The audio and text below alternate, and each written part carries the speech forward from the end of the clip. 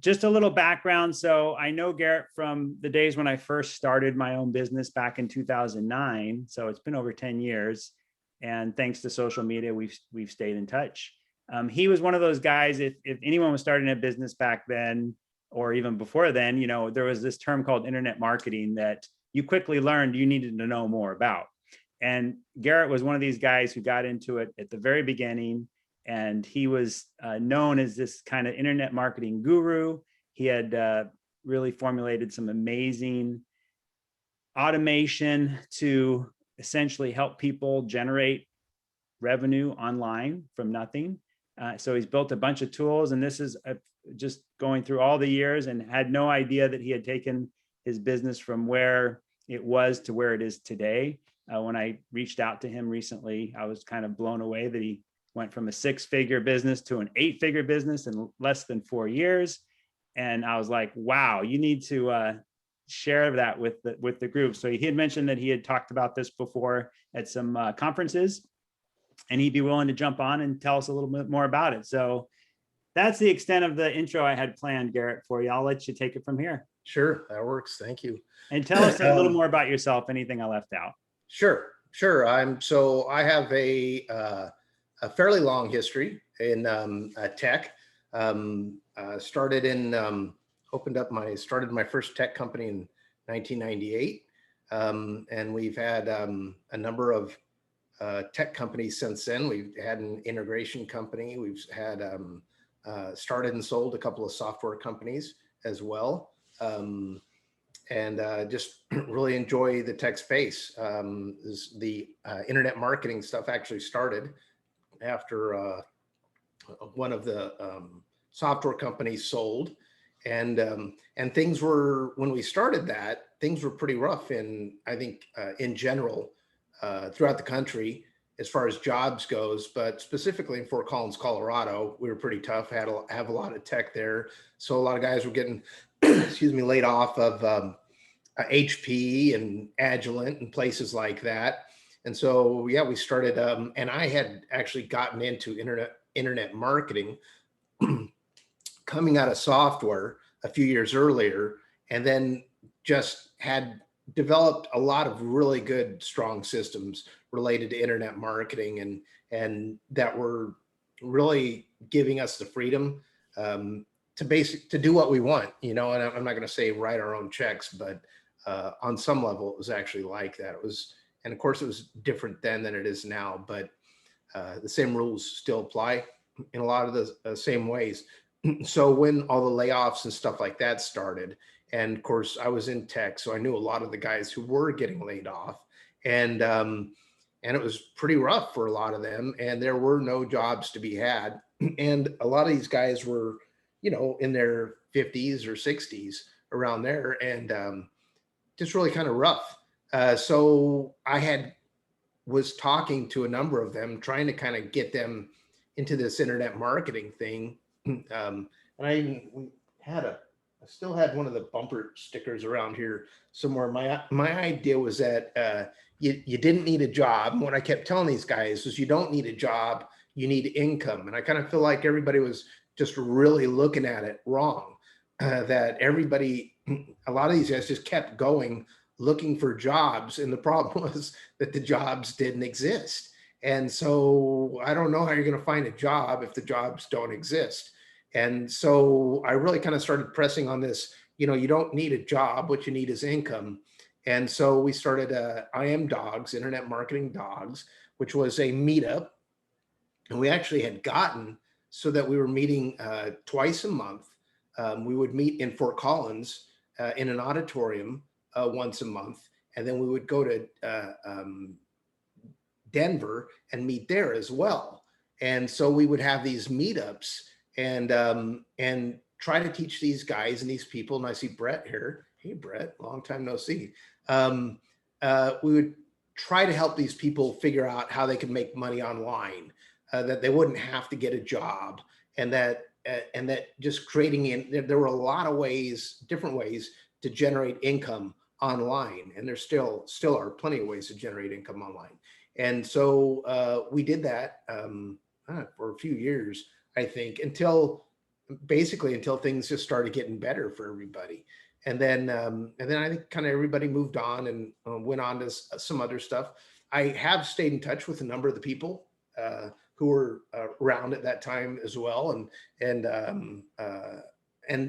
number of them are still doing very well and making their have switched completely to making their livings online as well. So that's always cool and exciting, and it's nice to hear people like Brian's, talk about things that we used to talk about and teach back then, and to know that Yeah, and Garrett never charged anything for these meetups, so he really just wanted to help people who were displaced. And you're right, it was like 2008, 2009, the economy was in the tank, and you're right, there weren't jobs, and had people that were older who were getting laid off out of 30-year careers at HP.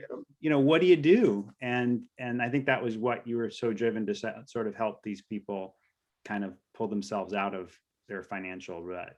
Yeah, it was a really rough time, and I had friends of my father coming to me and asking me for work at the time. So, guys who were, in their 70s, who had thought, and some had, but they had thought they had lost everything at that time. And everybody was kind of in this panic mode because, everything was just so weird, right? And so, yeah, it was a really tough time. So, yeah, we did whatever we could to kind of help out at that point. And then I kind of went on and did some other things, and still did some internet marketing. I've stayed in internet marketing. It's just, I enjoy it. And once you kind of figure it out, the money's just really good, So it's one of those deals to where you can always just kind of go back and go back to the same kind of things, the same kind of systems that you did before. And I've always been a very systems driven person. So I've always the challenge for me is always looking at something. Is there a way to build a system around it? And then through that system to scale it? And so I've just always really gone in that direction. And because I'm kind of tuned like that, we've always been able to do really good and just scale it kind of at whatever level we needed to. And if I didn't think I could scale something, then I wouldn't do it. And I'm still that same way today. I have a kind of a minimum, a monthly minimum. If I can't make a specific amount of money doing something on a monthly basis, if I don't think I can generate this kind of income with a single thing, then I don't do it. Then it's off the list, and I don't even consider doing it. So I went from internet marketing, kind of stayed around the Fort Collins area, got pulled into some more tech deals, especially in Fort Collins, and maybe where you're at is kind of once you're in that group in that industry, you're always kind of getting tapped for that one way or another, especially if you have a reputation or something like that. So worked with a number of other companies in Fort Collins as a CTO, some of the CEO, stuff like that. And then, I don't know, just kind of got, and did start an SEO company in Fort Collins as well called Visional Marketing. And we're doing pretty good with that. I'm basically as well as I wanted to do. And then what happened in Fort Collins, I kind of felt like I wasn't being challenged anymore in my life. We were living a super comfortable life, and my wife was pretty happy with that at the time.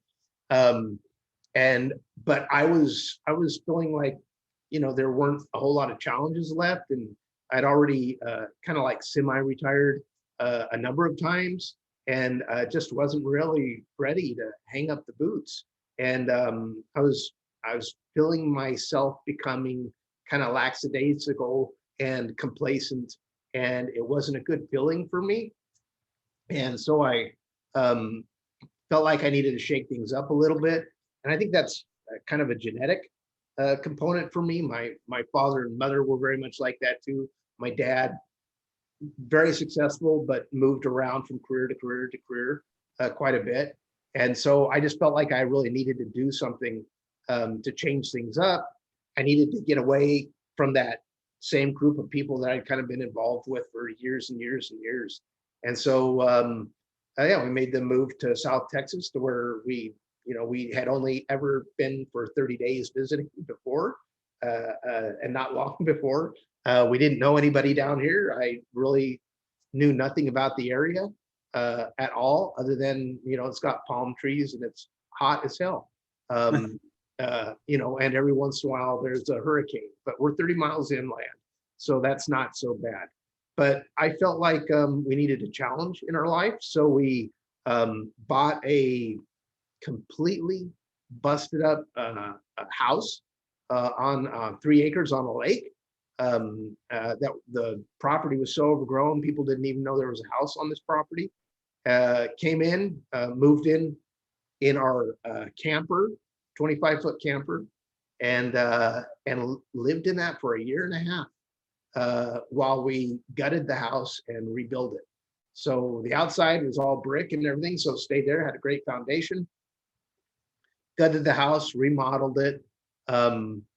Just crazy, and started taking down the bushes and trees and everything else that were on the property. And now we live on this amazing property in this amazing house.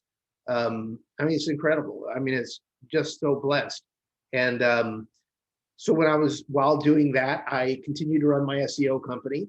And in, gosh darn, I can't even remember what year it was, maybe 2008 or something. Or not 2008, excuse me, 2018.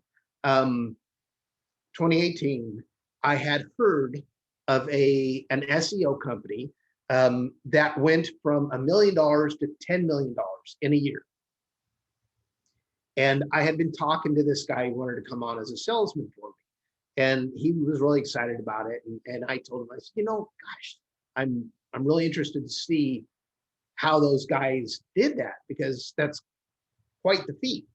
And so what I did is I started researching it, and I knew of the guy, but I didn't know him personally. And so I decided to call him up. And I called him up and I told him that I had read this article about him. And I said, man, I'd really love to know, exactly how the hell you did that. And he told me. And what he told me was that they, instead of charging for their services, their SEO, they started taking an equity position in companies. So they got paid for performance, pay for performance, which is something you never do in the SEO world, by the way, because I don't know, probably 80% of SEO is a scam. Anybody who's ever had SEO, hired an SEO? How many of you have hired an SEO to do anything on your website before? Any of you? Okay, well, there are a lot of guys scamming for that kind of stuff. And a lot of them aren't very good at it. So pay for performance is not something you see generally in the SEO world. Me, on the other hand, I love a good challenge. And I felt like we were really good at what we did. And even after moving here, I was pretty comfortable. So I was challenged with what we were doing with the property and everything, but we were getting that to a really good place.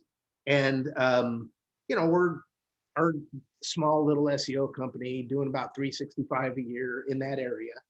Not horrible, and with good margins. So it was a pretty good living. But I just couldn't get past the idea of this guy going from $1 million to 10 million in a year. And so it's just really incredible to me. So I had set myself a goal of seeing if I can find some projects like that, and seeing if I could. I wasn't interested in 10 million. To me, that was just too darn much. I didn't want to work that much, if we're to be honest about it. So I set the goal of $1 million. I said, you know what I'd really like to do is I'd really like to take this company in the next year from that 365 to $1 million, and see if we can't find some, because deal flow wasn't an issue. We were getting a lot of good deals, but they were all like these, $2,500 a month type deals. And we were more expensive than a lot of other SEOs doing it like that. And so anyway, I decided what I would do is I would stop a lot of deal flow, and I would start looking for very specific projects. And And we closed out that year at 1.8, which was to me just amazing. And we did it by doing, rev share deals, by pay for performance. And so what happened from there was every time we would start doing that, not every time, but a lot of times we would start doing that, opportunities to become equity partners in these, an equity partner in these companies would keep coming up. So it would come into, hey, we really like the work you do. We like how you do your work. I'm the kind of guy who always kinds of just really invest myself in whatever we were doing. So although, I would be paid based on the SEO efforts and all that stuff, I would start jumping into these companies and helping out in other ways. So the better the company is running overall, so we went from SEO into conversion, online conversion and stuff like this, and just kind of started trying to help out in a lot of these different ways. And then the opportunities would come up to where, hey, would you like to put some of your money back into us and become an equity partner and all these things. So it just kind of started, it's like a snowball, just started snowballing from there. And in 2019 was our first just monster deal where I had been chasing specifically. So on one end, so we're doing all this rev share stuff. So in 2019, April of 2019, I landed my first deal in political SEO.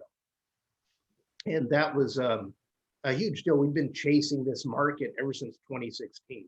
And I'm sure a number of you can figure out why. We had been chasing this market since 2016, and we felt like we knew a lot of the SEO people that were being used for this kind of work. And we really felt that they were just doing it wrong. We felt like they had it so wrong, and that we had a completely different way of how we were looking at it. And I had developed a system and a process for it. And we felt like that we had been utilizing this in other areas of our business and had been very successful. And we had felt that it would be very successful in political SEO as well. So in April, we had gotten our first deal in for political SEO. And that was a well into 7-figure deal, right? Like that. So, just huge increase in revenue. And then we had picked up a number of other very large customers throughout that year, and actually sold that company in November of 2019. So we basically fired it up in April and sold it in November for just a huge return. Just amazing. And then, like everything else, we just continued to leverage everything we were doing. And now we have, a number of, we have a large number of e-commerce projects or e-commerce sites that do very well. We own 7 e-commerce websites in one specific niche. We do very well. We have our own warehouse down here in Texas that we have been running out of. So we get the product down here, package it up, and resell it and ship it ourselves.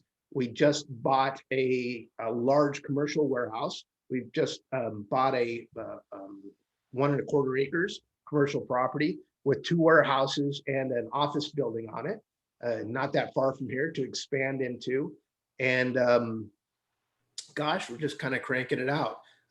We closed out last year, which is crazy, at $23 million for the company. Now that encompasses a number of companies, which is our e-commerce, SEO, everything that we do.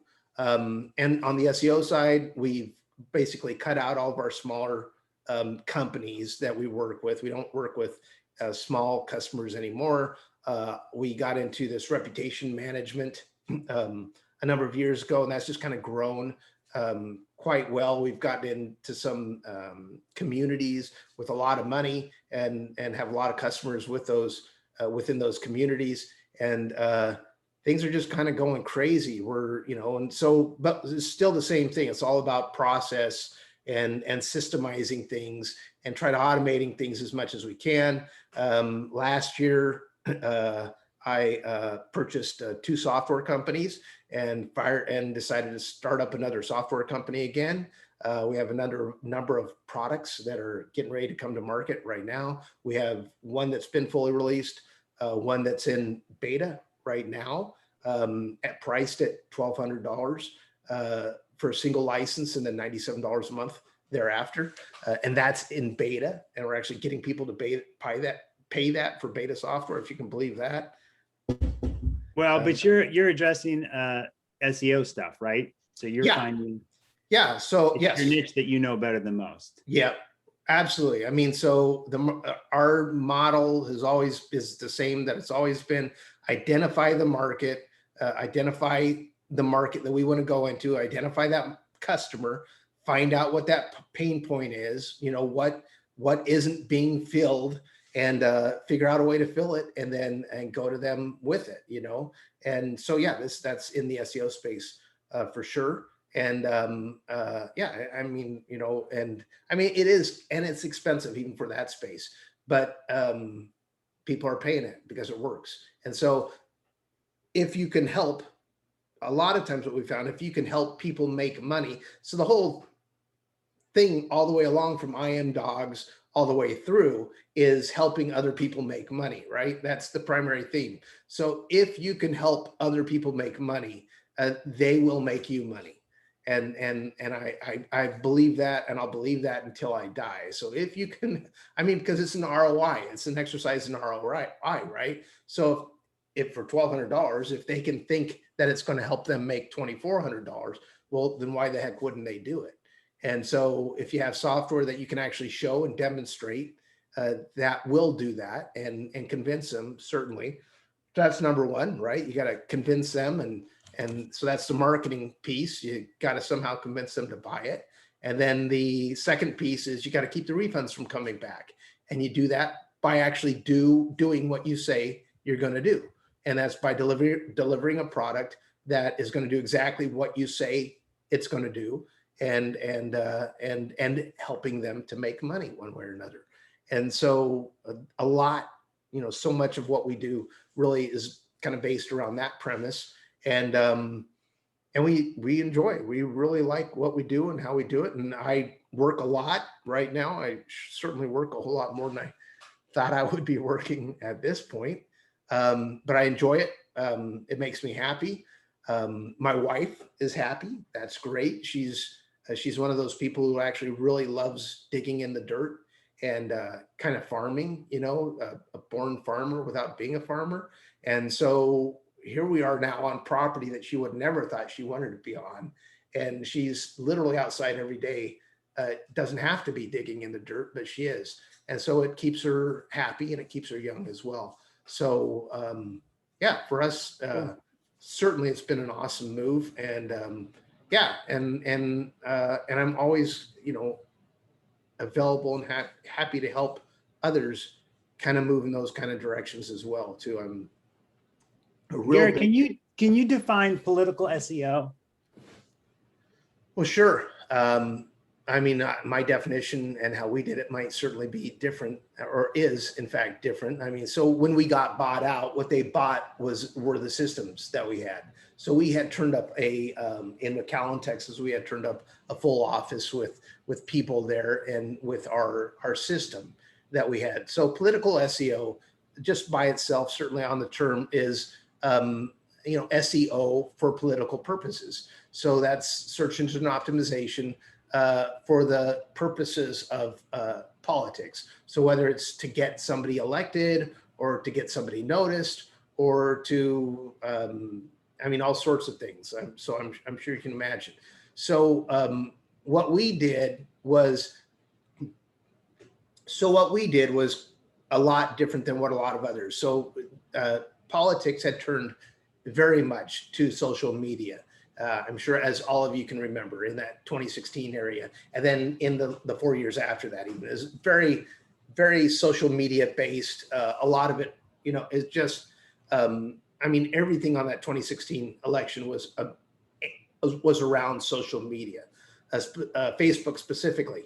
Well, because we're in search engine marketing, we started to see, because of the impact of what happened there, and because of what happened, there became this process that people started to do, which was they would see it on social media, and then they would go to the search engine to research it. So that it would be identified, they would hear something on social media, and because of 2016, now they started moving to the search engines to verify it, right? So now you have all the fact checking and all this other stuff checking. And so people were starting to question what they saw on social media, and they were starting to move to the search engines to validate and verify. So we saw that as an opportunity. So we created a system that basically watched social media for anything, all basically any noise and signals, political noise and signals in social media. And so what we would do is we would identify that social media, and then based on our customer, we would manipulate the search engines to show the data we wanted to show.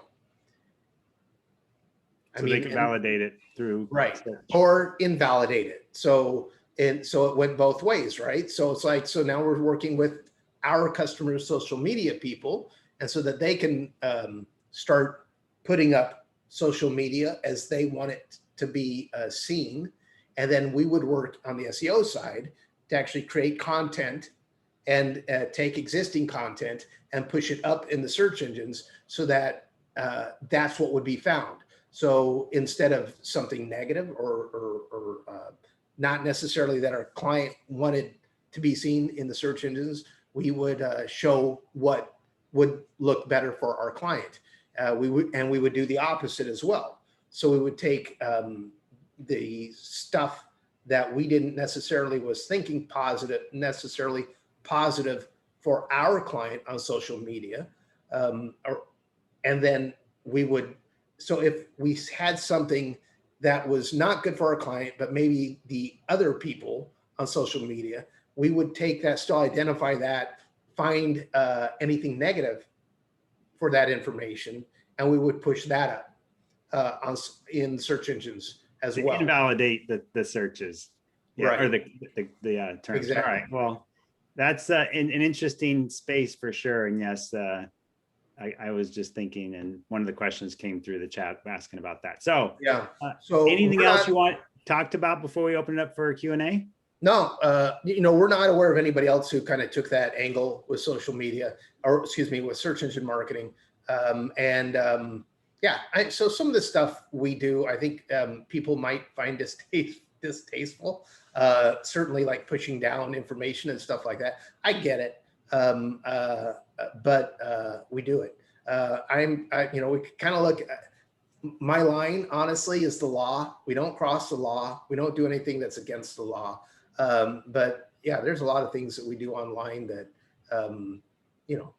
somebody. Well, as a marketer, it's good for you to know the tactics that other companies are using. So I know that I remember back in 2010, it was always about the black hat SEO or the white hat SEO. And you were always in that gray, you were, wanting to be as close as you could get to the black without crossing over. Yeah.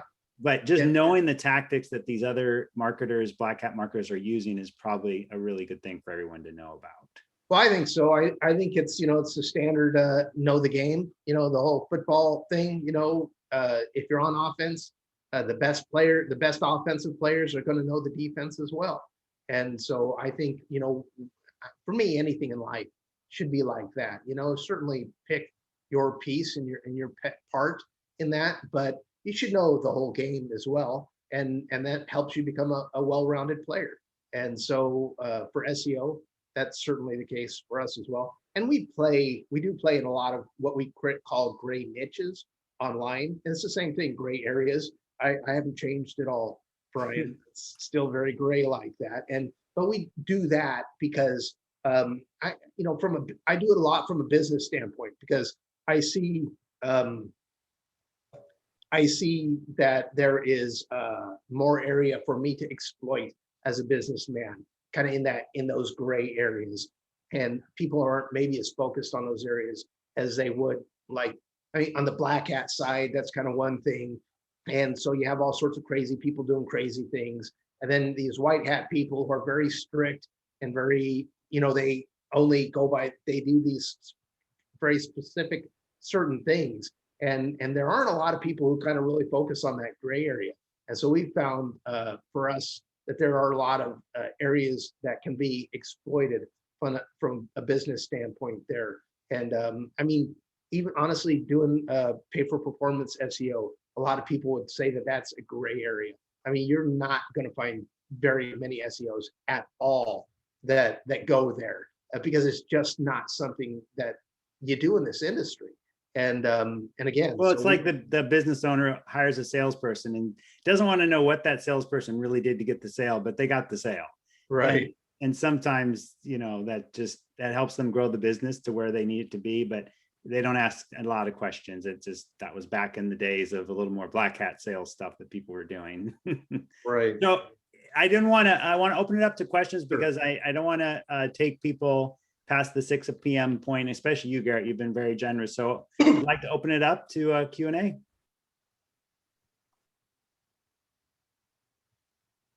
Karen? Yeah. My question for Garrett, that was a great, very interesting presentation. My question is, how important do you feel hiring an SEO optimization company is for entrepreneurs? Yeah, it's a great question. It's important. I mean, so if you got a website and you're trying to build a web presence and you want to be seen online, it's it's more important now than it ever was. Google would tell you that all you have to do is put up a good website and good content, and you will pay for ads. Yeah, but and potentially maybe at some point that was true. I don't know, but I can tell you it's not true now. And if anything, the reason it's not true is because of people like me. So I mean, and so it's just kind of, so if everybody else has an SEO and working on their stuff and trying to rank their stuff, you can bet you're going to need an SEO as well. So good content, good website, everything else is great. But yeah, you're going to need an SEO, and being the best at what you do isn't going to get you seen on your website, seen online either, by the way. Google doesn't know how great you are at what you do. So you're going to have to figure out how to get that website there to where enough people are going to find it. Yeah, and it's more than just putting posts up on social media and trying to drive people yourself back to your website. There's a much different layer that you guys, a SEO company, would go through.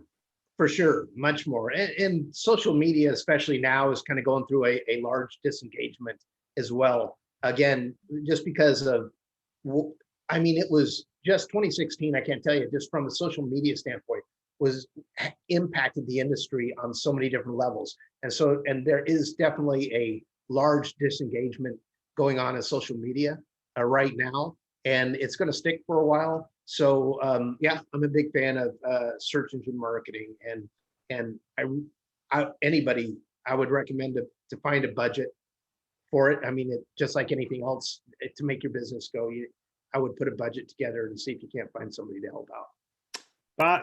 Garrett, Bob had a great question about how do you know how to structure your revenue share deals? Yeah, that's specifically really... Can I extend that question a little bit? Please. When you're dealing with an existing business and they're coming with an already existing revenue stream, how is it that you structure that? I mean, that's always been the problem with pay for performance, is trying to figure out what performance is. Totally. Yeah. So our deals, at least initially, are based on traffic to the website. So that's pretty easy. What about existing traffic? Well, so, I mean, if they have analytics or something like that, we already know what those metrics are.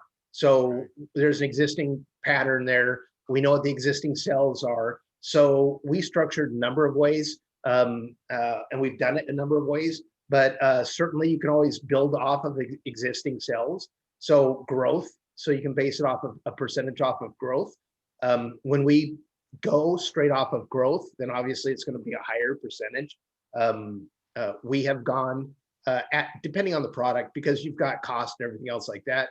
But we have gone as high as 50% of growth on some deals. And then other deals can still be, depending on the company and depending on how much money they're making. So we had one company that we worked with. So they were doing 25 grand a month based off of their existing sales online with $25,000 a month. And which for us is not very much. And so what we did was we actually came to an agreement with them based on overall revenue of the company. They were 100%, it was 100% online sales company. So it's an e-com company. And so we did a deal with them based off of gross revenue. Because gross obviously is the easiest to identify, right? You have your cost and everything else. So if we're looking at net, then all of a sudden it can get a little messy, and you have business owners who are going to start throwing in, oh, my wife's gas, or, whatever, things like this. So if you can get a deal based off of gross, that's always the cleanest kind of deal to get, for sure, because you're just going straight numbers, raw numbers like that. But they are over $5 million a month in revenue right now. So we took them from $25,000 a month in revenue to over $5 million a month in revenue. And that is one of the companies that I am a partner in right now. And so we've got this huge mixture all the way in between there. That answer your question, Bob? Not yet, but I'll keep thinking about it. So I mean, the difficulty is just like you were talking about. The net is the problem, and even when you work on the growth side, you have the person coming back and saying, well, that sale didn't count because it came in through the phone. That sale didn't count because it came in through this, or that sale didn't count because of this. And the reality is that the deal actually took 20 touches to actually happen, and so Yep. you So spent all that and all you got was a fight. So the companies that we work with are e-com specifically. So we're not working with any service-based businesses like that or anything like that, because all that kind of can get messy like that. So we work with e-com companies with stores online. And so it's very easy for us to be able to determine those kinds of things. So it's, who's coming in, who's buying, and then the gross deals are done at the company level. So not just at the e-commerce level. So we would come in and look at the company as a whole, and then based on the revenue that company had, our deal would be based gross on that percentage of gross based on their overall income. So it would be, hey, if you want me to come in and play, if you want me to come in and work with you, it's going to be a deal based on gross, period. Now, we can talk what that percentage is, but I want that, it's going to have to be based on gross so that everybody's clear on where we're playing and what we're playing off of. And then at that point, it doesn't matter how the deal comes in, whether it's through a phone call or a salesman or whatever. If it's a deal and it's based on growth, if I'm coming in, my guarantee is that I'm going to grow the business at least a certain percentage. So I'm going to X your business by this, and on that, I'm going to get a percentage of growth. Or not growth, excuse me, gross in this case. Yeah, Garret, I just remembered you helped me write a sales page for that Kindle template, remember? Long time ago. And it started selling, like, because of the sales page. And, he did this for me for free, but I could see how the conversation would be, okay, I know you don't have any money to pay me. Again, this is 10 years ago. Why don't you just pay me a percentage of the sales that you get as a result of this sales page. And that sales page went right through one particular e-commerce company, which, a payment processor that you could have easily asked me for a report on every week or every month and said, let's review that. And by the way, if it's not performing, let's work on it some more. And so you continue to sort of refine this sales page on a website that just makes it better and better and better. Sorry, Vivian, did you have something? What about the balance of paid traffic versus the organic? I mean, there's always this game that goes on between those two areas. Sure. And so how do you balance that out?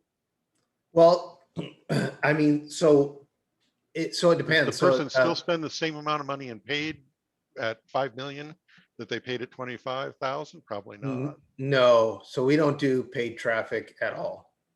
Okay, so if it comes in through paid traffic, it doesn't count in your revenue share? Well, we're not doing paid traffic. So we also pull our companies off of paid traffic. We don't believe in paid traffic. You don't? Okay. No. So you don't do any paid in the strategy at all? We do not. I mean, I have way back when. No, we don't do paid traffic. Our systems, we can, I'm not going to say we turn up traffic as fast as paid traffic, but we turn it up pretty close to the same speed with paid traffic. So if we create a campaign, something for boosting traffic and building traffic, we're generally within 7 days, we're seeing a decent amount of traffic. So we have, again, so we're based on systems and processes. So we have existing, we own, personally, my company owns over 5,000 domains. And so that are up and running right now. And so all with traffic, and we utilize them for, a lot of different things.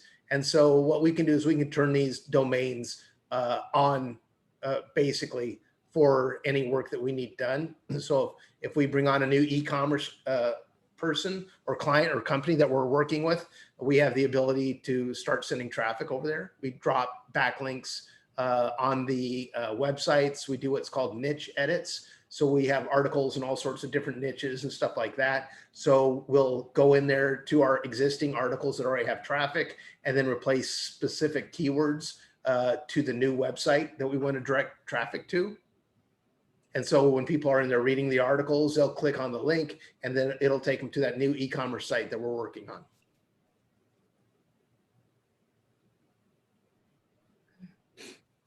Thank you. You're welcome.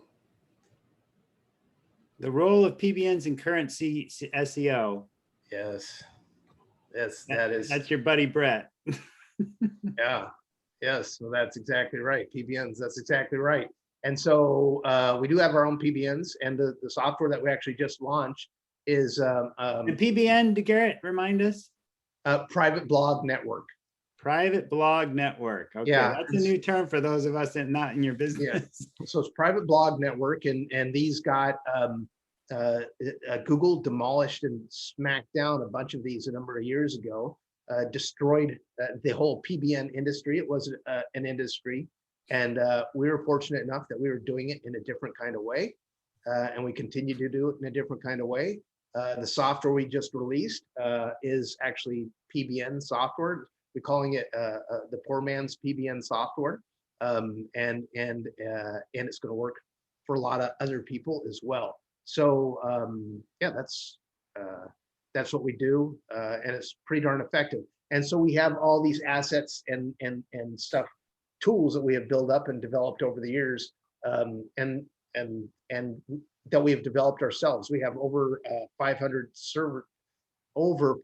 virtual servers that we use just for SEO purposes. So how big is your staff now?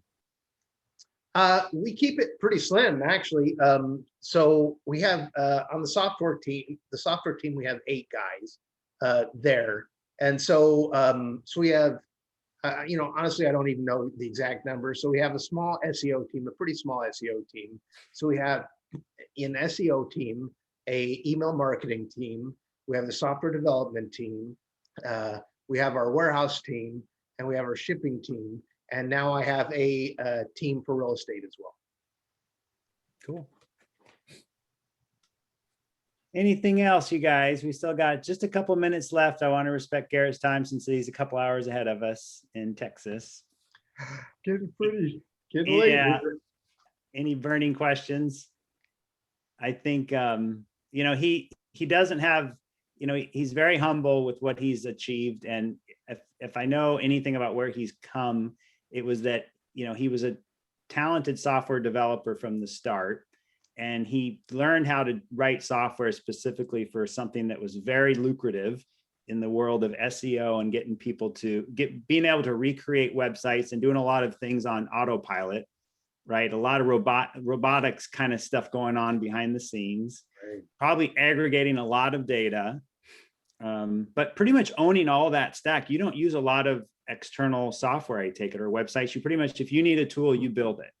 Yeah, generally that's the case. We, you know, sometimes we'll buy to figure it out, to find out, to see how they're doing and see if it's working for us.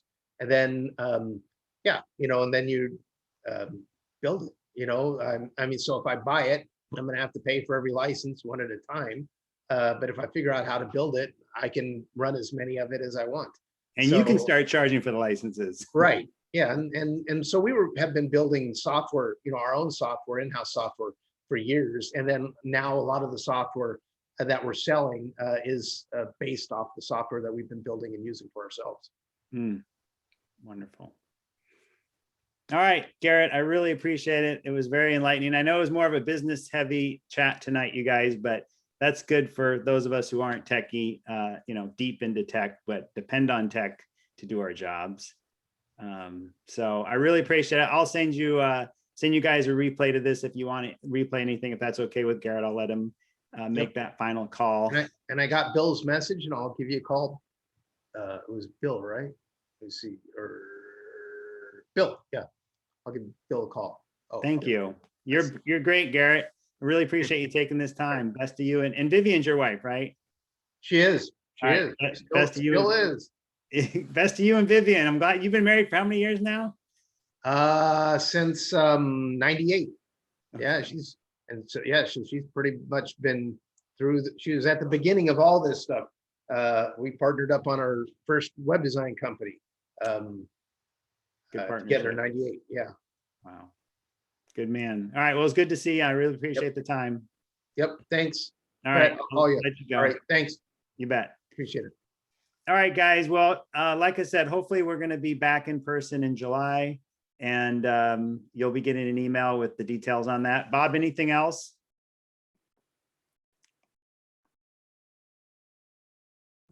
Bob, unmuted. The other thing is I was muted, so it didn't make any difference. The only other thing that's going on is we're out looking for people who want to become more engaged with SoftTech. So we're looking for anybody who has an interest in board membership at SoftTech. So if you know of anyone looking to do that, let me know. Cool. All right. I am going to stop the recording and